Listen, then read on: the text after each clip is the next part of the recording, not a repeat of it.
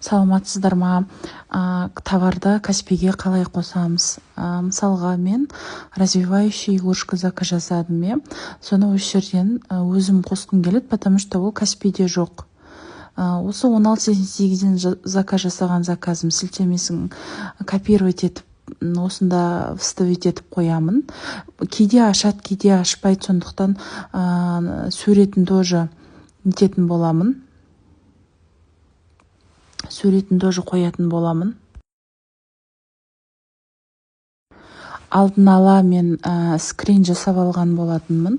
Осы жерден бірнеше фотоларды таңдап, осындай мен өзі Каспи қазір жасап береді суреттерді.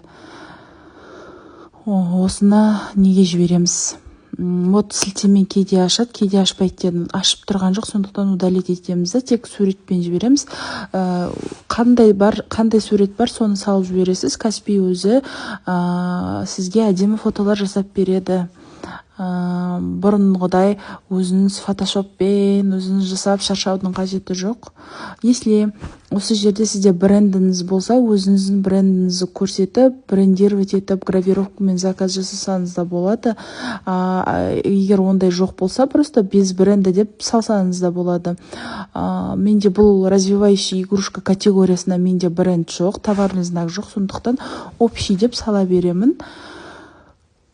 Кішкене уақыт алады енді қосқан кезде. Вот көрдіңіздер ме, даже тіпті сіздерге описание жазудың, жаңағыдай бір нәрсе жазудың бұрынғыдай көп қажет етпейді. Барлығын почти өзі шығарып береді, бірақ все-таки корректировка жасаған дұрыс, потому что идің аты мына жерде мысалы кейде мынандай фотолар кетіп қалғанда, мысалы скрин жасалғаны көрініп тұрған, сондай фотоларды удалить етіп тастайсыздар.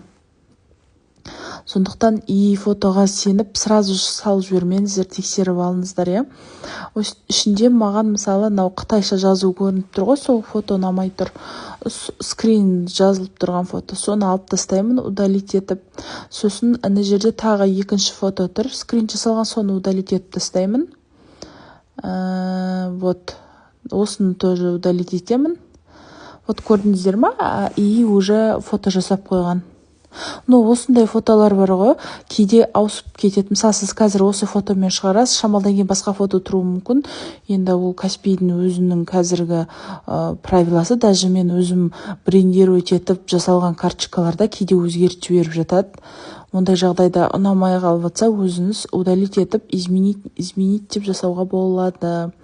Осы мысалы сенсорны қыздың тұрған фото